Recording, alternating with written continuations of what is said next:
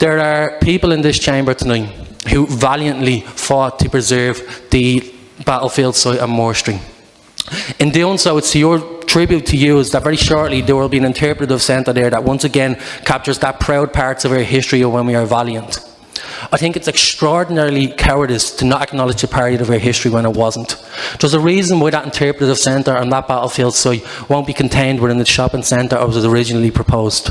There's a reason we're not putting IMAX cinemas in Kilmainham jails and SPARs and the GPOs, because the history is more important than that.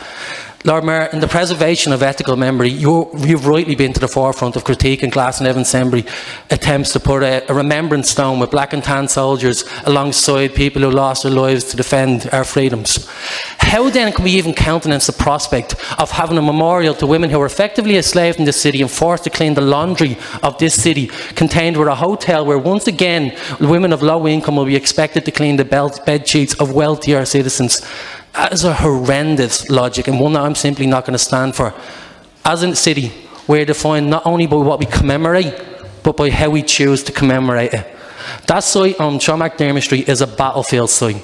A battlefield site of a cruel war of morality that was waged against people in this city from the foundation of our state.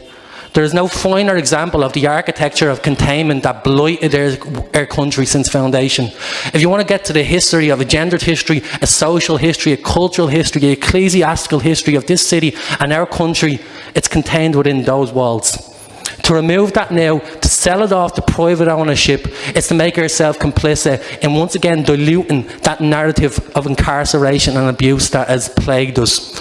I won't be responsible for that, and I do not feel that this chamber should also be responsible for that. Tonight we get to take ownership of our history. Go on, Margaret.